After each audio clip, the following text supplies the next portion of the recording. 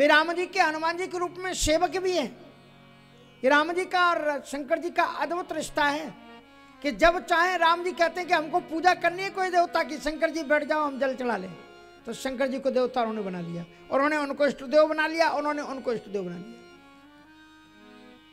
तो शंकर राम जी अगर रामेश्वरम में किसका अभिषेक करते, किसी भी देवता के बीच में पूजा करते हैं तो किसी की नहीं करते, शंकर जी की पूजा करते हैं। और शंकर जी दिन रात क्या करते हैं, बोले तुम पुनि राम राम दिन राती साधर जपो अनंगे अराती।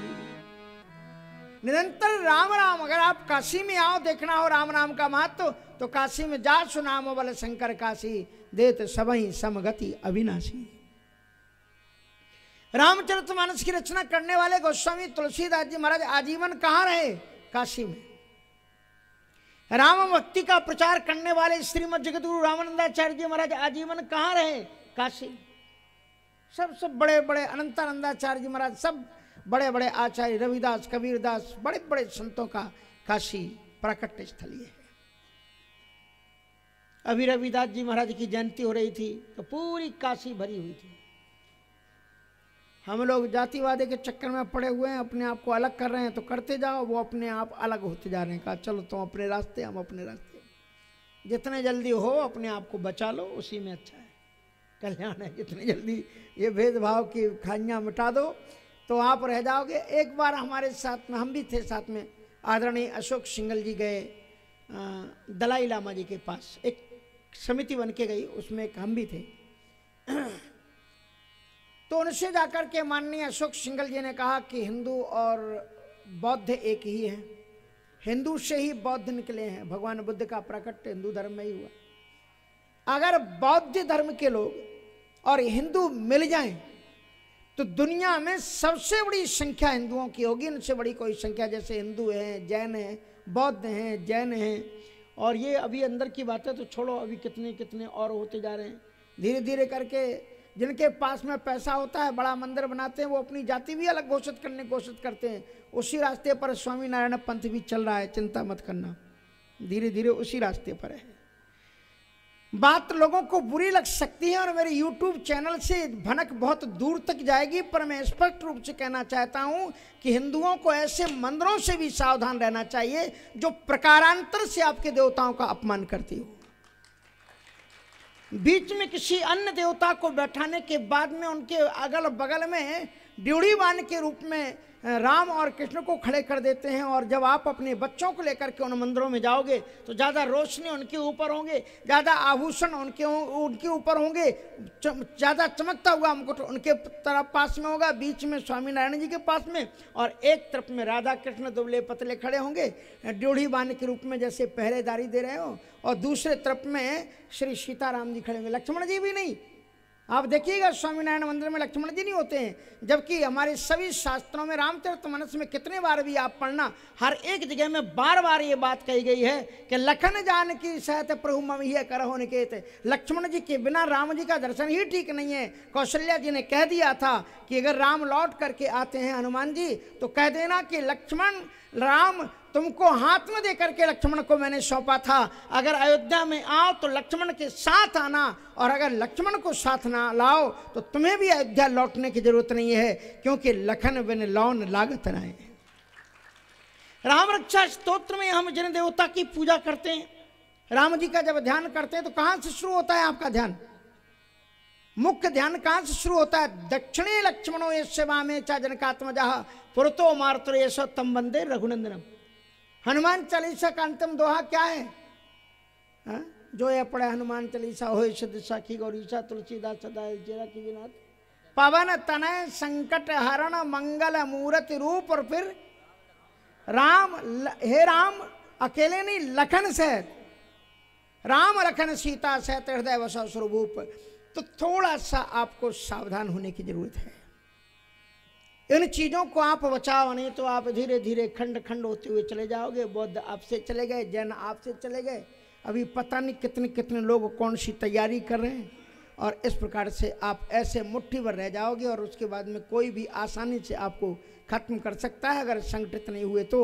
वेदों में कहा गया है सगदिश चमे, एक साथ बोलो, एक साथ चलो, और संघे शक्ति कलयुगी। आप अपना संगठन, ये राम कथा, भगवान राम जिनका आप चरित्र सुन रहे हो, उन्होंने जीवन भर में किया क्या?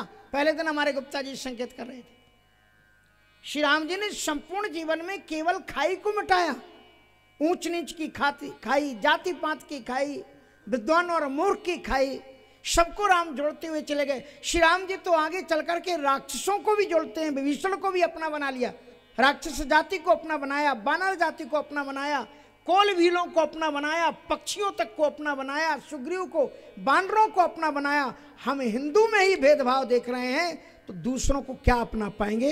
ये बहुत गहरी सोचने की बात है। इसलिए इस भारत की अगर गरिमा रहेगी तो जब तक इस देश के अंदर में हिंदू है तभी तक भारत देश की गरिमा है, और जिस दिन हिंदू थोड़ा हो जाएगा, छोटा हो जाएगा, उसी दिन भारत का अस्तित्व खतरे में पड़ जाएगा। इसलिए भाई बहन, आप अपने हिंदुत्व को जगाओ और संगठन बनाओ, और राम कृष्ण को अलग अलग मत समझो। सारे देवता आपके हैं, और जिनके माध्यम से आपको तोड़ने फोड़ने की कोशिश की जा रही हो उनसे सावधान रहें। एक तो अभी कथा सुनाई गए, अब हम दोबारा रिपीट नहीं करेंगे गुप्ता जी कि कौन कहाँ से भिक्षा मांगते थे, वो अब आपको कही गए, तो ज़्यादा मैं आपको क्या बात बताऊं। तो मैं आपको ये बता रहा था कि बड़ी सुंदर ये बात है कि भगवान शंकर जी और राम जी का रिश्ता क्या है। सेवक स्वामी सखा सिय पिय के, हेतु निरपद सब विधि तुलसी के। जब राम जी को जरूरत होती है तो वो शंकर जी को इष्ट देव बना लेते हैं, आओ बैठो, और उनके ऊपर जल चढ़ाते हैं। और शंकर जी निरंतर राम जी का पूजन करते हैं। तुम पुनि राम राम दिन राति, सादर जपो अनंग राति। और ऐसे आशुतोष ऑर्डर दानी भगवान शंकर जी, पार्वती तपस्या कर रही हैं और वो समाधि में बैठे हुए हैं।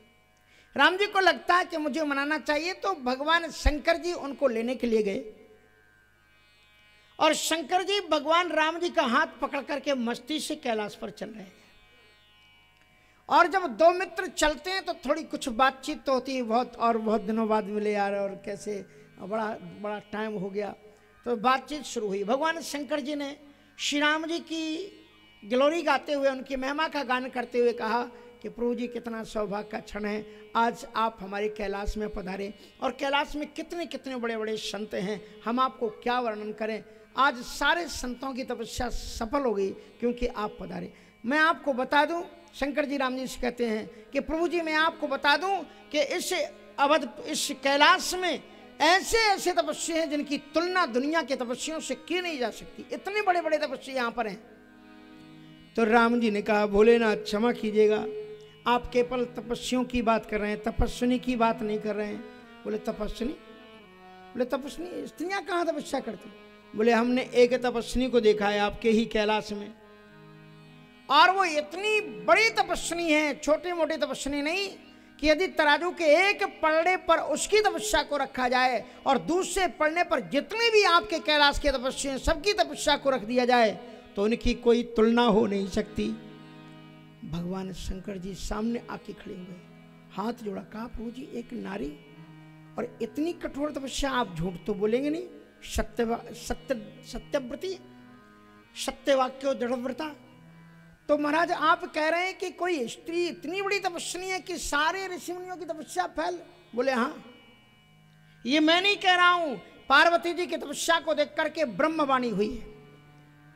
अस तप काहू ना कीने भवानी, अस तप काहू ना कीने भवानी, भय अनेक धीर मुनि ज्ञानी, भय अनेक धीर मुनि ज्ञानी। ब्रह्मवाणी ने पार्वती जी से कहा, पार्वती जी आपने जो तपस्या की है आज तक दुनिया में ऐसी तपस्या किसी ने नहीं की। असतप काहू न कीन भवानी, भय अनेक धीर मुनि ज्ञानी।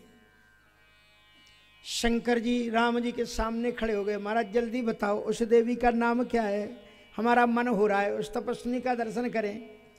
तो राम जी बोले हम भी यही प्रस्ताव लेकर के आपके पास में आए हैं। अब हमारा जब कोई आता है तो लेन देन तो होते ही, आपके घर कोई पधारे तो थोड़ी तो दान दक्षिणा देते ही है ना। तो भगवान शंकर जी बोलने लगे कि महाराज अब हम आपको क्या दे सकते हैं। बोले आप कुछ मत दो, एक हमारी प्रार्थना सुन लो। बोले क्या? कि अब विनीति मम सुनहु शिव। हे भगवान शिव मेरी आपसे प्रार्थना, इसको जरा गौर से देखो, ये प्रसंग पुराण में नहीं मिलेगा कि भगवान राम शंकर जी के पास में खुद गए और हाथ जोड़ रहे हैं। किसकी तरफ से? अपने भक्त की तरफ से। उनका भक्त कौन है? पार्वती जी। अब विनीति मम सुनहु शिव, और बहुत बड़ी आन दी है कि जामो पर निज ने हो, यदि आप साचा प्रेम मुझसे करते हैं तो मुझे एक वरदान चाहिए। बोले क्या? बोले जाए विवाह शैल जही, यह मुहि मांगे देहु। हे भोलेनाथ मैं कुछ और नहीं मांगता, जाए विवाह शैल जही। आप जिन सती जी का त्याग किया, आपने प्रतिज्ञा केवल ये की थी ना कि यही तन सती भेंट अवनाही, और आपको प्राप्त करने के लिए सती जी ने शरीर का देह त्याग कर दिया और दूसरे देह में आकर के जरवी पार्वती तन पाई। इतनी कठोर तपस्या की है, इसलिए जाए विवाह शैल जहे, यह मुहि। अब वो दक्ष सुता नहीं है, अब वो शैलजा बन गई है। और तब निश्चय होता है। तो भगवान शंकर जी की शादी का जब निश्चय हुआ और महाराज हिमवंत जी ने लगन पत्रिका उनको भेज दी, तो चिंतन होता है, बड़ा सुंदर चिंतन होता है कि देवी लक्ष्मी जी ने, सरस्वती जी ने भगवान नारायण से प्रार्थना की, भगवान शंकर जी का विवाह होना है। बोले हाँ होना है। तो बोले शंकर जी दुल्हा बनेंगे? बोले हाँ बनेंगे ही जब विवाह होगा। तो बोले महाराज वो कभी दूल्हा तो कौन उनको सजाएगा, क्योंकि उनके यहाँ पर कोई सजाने वाला नहीं है। इसलिए अगर आपकी आज्ञा हो तो हम और सरस्वती जी चले जाएं और भगवान शंकर जी को दूल्हा बना करके आ जाए। तो भगवान नारायण ने कहा कि देखो भगवान शंकर जी की जो जमात है ना वो बड़ी अलवेली है, वो कब क्या निर्णय ले, क्या डिसीजन ले, कोई पता नहीं है। इसलिए पहले मैं जरा दूतों से समाचार ले लूँ।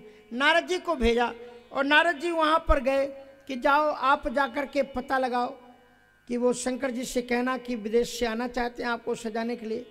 सो नारद जी महाराज शंकर जी के पास गए। शंकर जी प्रसन्न मुद्रा में थे।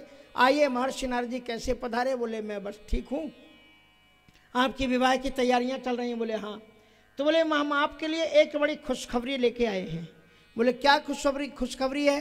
कहा आपको दूल्हा के रूप में सजाने के लिए फॉरेनर्स आ रहे हैं। कुछ फॉरेनर्स मनी? बोले विदेश के। बोले कहाँ से?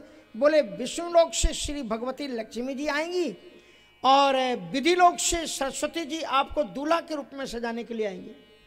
भगवान शंकर जी ने कहा कि okay but there is some problem, so first I want to ask my ministers, मैं अपने जरा मंत्रियों से पूछ लूँ, if they will allow then I will tell you. अब उन्होंने अपनी मंत्रिमंडल को बुलाया और नंदी भृंगी आदि वहाँ पर आ गए, भूत प्रेत सब। कहा देखो आपके लिए बड़े गौरव की बात है। बोले क्या गौरव की बात है? कि आपके मालिक मनी में मुझे दूल्हा के रूप में सजाने के लिए लक्ष्मी जी आ रही हैं, सरस्वती जी आ रही हैं। सभी मंत्रियों ने एक साथ कहा कदापि नहीं स्वीकार किया जाएगा, हमारे लोक के देवता का दुल्हा रूप में श्रृंगार करने के लिए विदेश से लोग आए, ये हमारे देश की संस्कृति का अपमान एक भी नहीं होने देगी। बोले तब? बोले हम सजाएंगे आपको दूल्हा के रूप में। भूत प्रेतों ने कहा कि हम आपको दूल्हा के रूप में सजाएंगे। तो भगवान शंकर जी ने पूछा तुम कभी दूल्हा बने हो? बोले नहीं दूल्हा तो नहीं बने। तो बोले फिर तुमने कभी दूल्हा देखा है? कहा हमने देखा भी नहीं है। बोले दूल्हा तुम बने नहीं और दूल्हा तुमने देखा नहीं तो तुम दूल्हा को सजाओगे कैसे? कहा yes sir this is some problem but I will solve it ourselves, हम कोई उपाय निकाल लेंगे। आप एक काम करो वहां से लिस्ट मंगा लो, जो जो लिस्ट में लिखा होगा उसी लिस्ट के अनुसार हम आपका श्रृंगार कर देंगे। पर महाराज ये बात पक्की है कि किसी भी भांति से बाहर के देवता लोग नहीं आएंगे, हम ही आपको श्रृंगार करेंगे, इसलिए आप लिस्ट मंगा लो। अब लिस्ट आ गई। सो नंदी भृंगी भूत आदि लेकर के शंकर जी को दूल्हा रूप में सजाने के लिए गए। आज का दूल्हा सजने के लिए कहाँ जाता है? दुल्हन सजने के लिए कहाँ जाती है?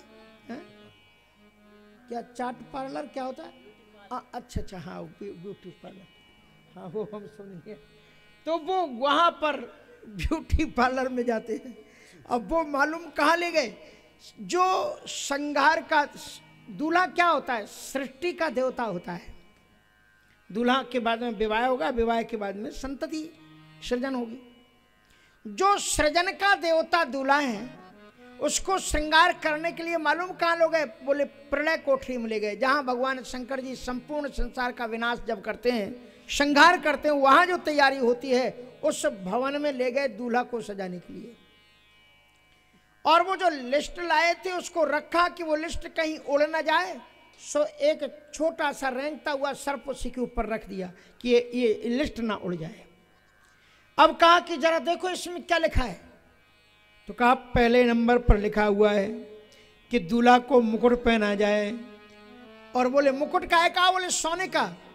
तो शिव ही शंभु गने करहि सिंगार, शिव ही शंभु गने करहि सिंगार, जटा मुकुट अहि मोरे संवार, जटा मुकुट अहि मोरे संवार, शिव ही शंभु गने करहि सिंगारा।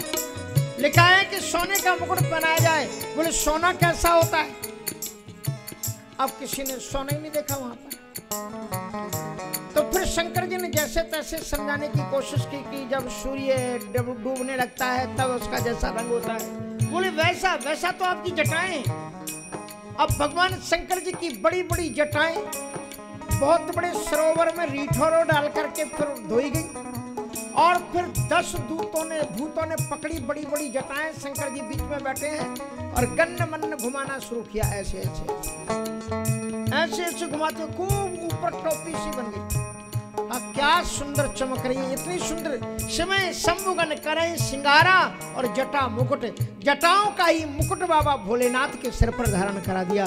बोले दूसरे नंबर पर लिखा हुआ है मोर पहनाई जाए। मोर जानते हैं ना, वो लंबा सा चमकता हुआ कागज का पहना देते हैं आजकल। वो स्वर्ण मणि जटित मोर पहनाई जाती है। बोले ये मोर कहाँ से आएगी?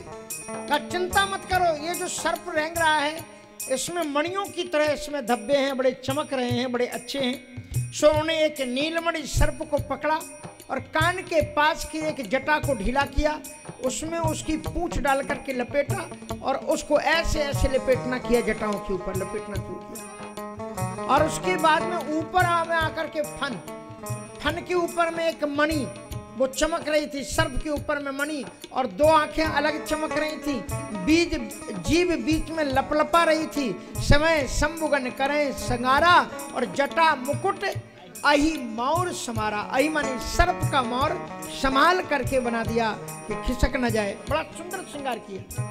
बोले अब तीसरे नंबर पर देखो क्या लिखा हुआ है। बोले दुल्हा को कुंडल पहनाए जाएं। इतने सुंदर पहनाए कुंडल कि जो सर्पों के छोटे रेंगने वाले बच्चे थे, इसलिए कहते हैं कि कुंडल कंकन पहरे ब्याला। ब्याल मानी सर्प के बच्चे। जहाँ ब्याल शब्द आए तुलसीदास जी का पर्यायवाची शब्द भी एक नया अर्थ देता है, एक ही अर्थ नहीं है। ब्याल मानी सर्पों के बच्चे, जो छोटे स्वर्ण की तरह रोंगने वाले जो बच्चे थे, उनको कान में डाला। बड़े नाथ तो है ही, बड़े बड़े कान में छेद और फन के पास में उसकी अंटी दे दी। और इतना सुंदर कुंडल पहनाया, कहा कि दुनिया के दूल्हा जो कुंडल पहनते हैं वो तो हिलते हैं, मेरे भोलेनाथ को दुल्हा बनाते समय जो कुंडल पहनाए गए वो हिलते नहीं, वो चलते हैं। चलति कुंडलम भ्रू सुनेत्रम विशालम, चलत कुंडलम सुनेत्रम विशालम, प्रसन्नाननम नीले कंठम दयालम, प्रसन्नाननम नीले कंठम दयालम, कुंडल कंकण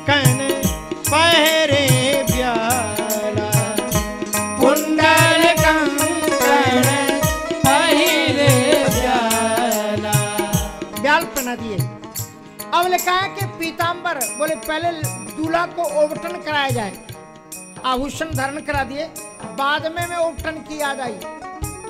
ओवटन तो आप जानते होंगे क्या होता है, क्या क्या चीजें माताएं मिलाती हैं, हल्दी, दही, चूर्ण और क्या क्या चंदन अंदन जो भी मिलकर के। ओवटन ऐसा होता है जो रोम पाटन की तरह होता है, ऐसे रगड़ करके करिया से गोरा बनाने की विधि है ये। दूल्हा को 8-7 दिन पहले से ही ओवटन लगाना शुरू करेंगे ताकि चमक जाए। अरे मुखड़ा क्या देखे दर्पण में, तेरे दया धर्म नहीं मन में। सीता ने जी राम को जब देखा तो पुष्पवाटिका में देख करके प्रसन्न हो गई। कोई राम जी सजधज के दूल्हा बन के थोड़ी आए। इसलिए भगवान शंकर जी से जब कहा कि महाराज ओवटन लगाना है, बोले ये क्या होता है, कई चीजों को मिला करके बनाया जाता है।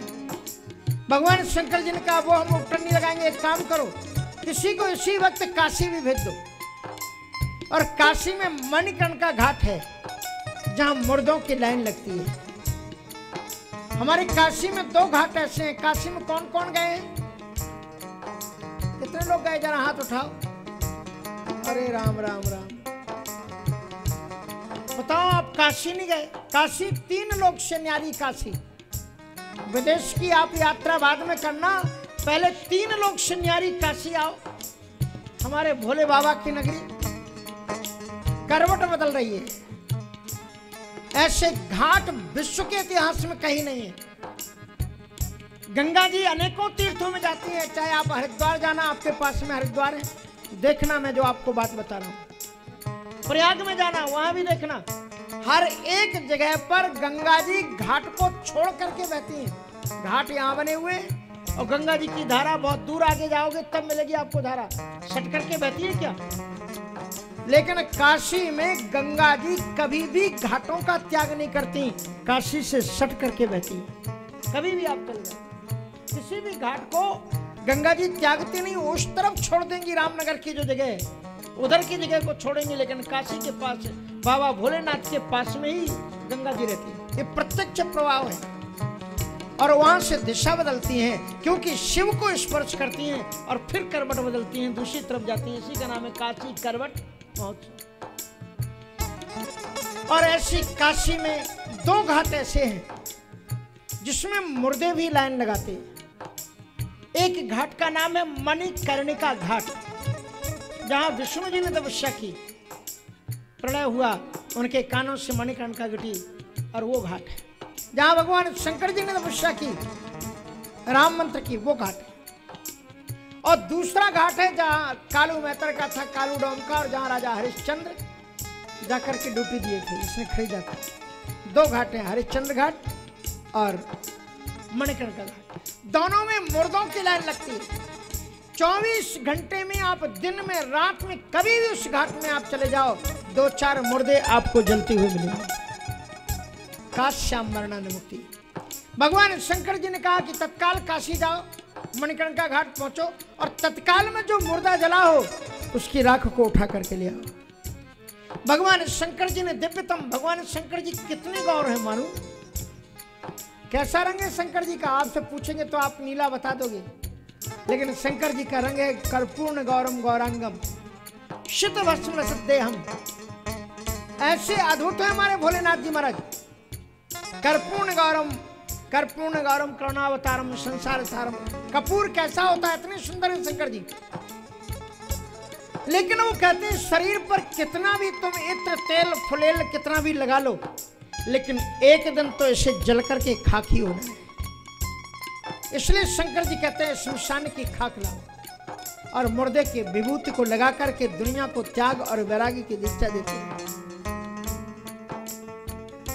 कुंडल कंकन पहरे प्याला, कुंडल कंकन पहरे प्याला, तन विभूति पट के हर छाला, तन विभूति पट के हर छाला, कुंडल कंकन पहरे प्याला, कुंडल कंकण पहरे व्याला।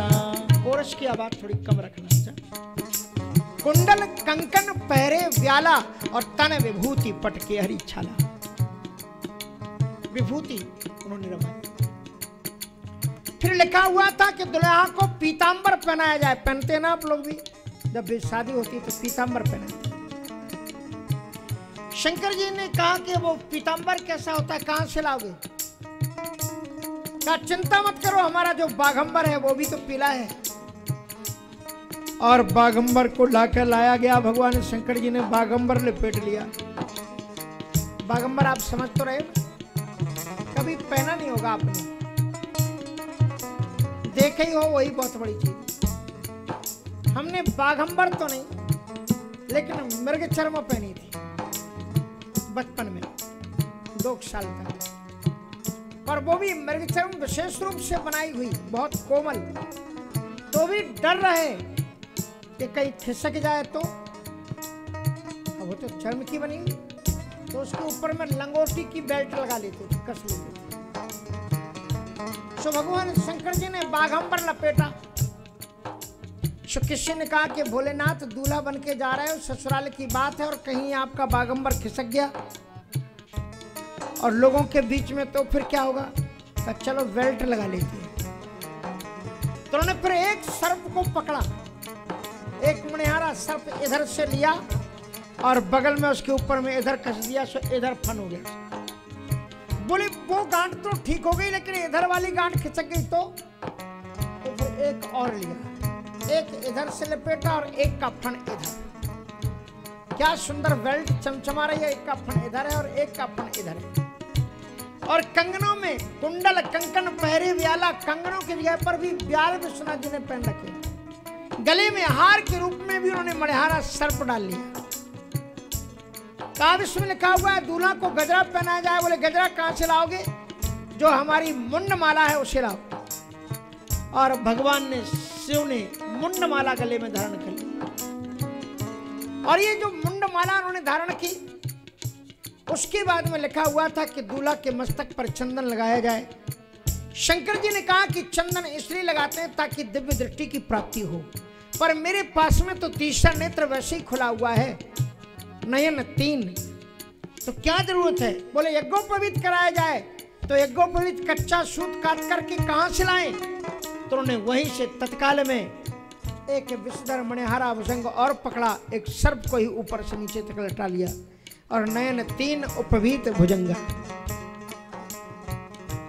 गले में कंठा डालने की जरूरत है, चमचमाता हुआ, तो गरुड़ कंठ। जहर वैसे ही सुशोभित हो रहा है, नीलमणि हो गई है।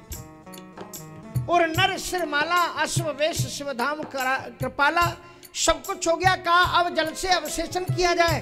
बोले अब गंगा जल यहाँ कहाँ से लाई जाए? तो उन्होंने कहा कोई चिंता की बात नहीं, हमारी एक जटा को खोलो, गंगा जी तो अंदर ही है।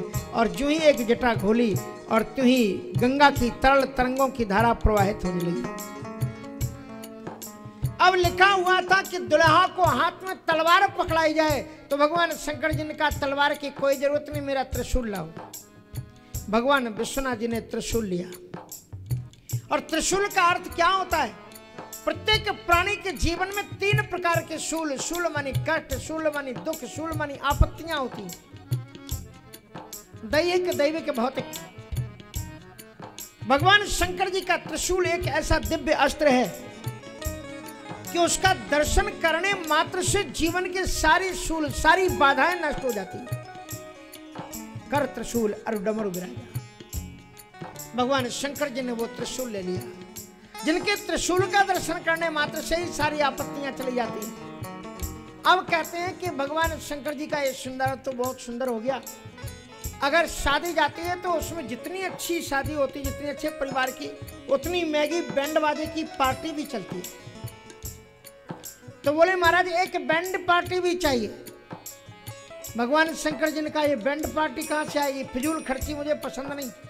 भगवान शंकर जी ने स्पष्ट कह दिया कि जिस देश की आधी जनता के पास में तन पर ढकने के लिए कपड़ा नहीं, 2 जून की रोटी नहीं, और वहां के लोग अपने बेटों की शादी में अरबों और खरबों सड़क पर बहा दें, 3 दिन बाद जिसकी कोई कीमत नहीं, ये व्यर्थ फिजूल खर्ची है।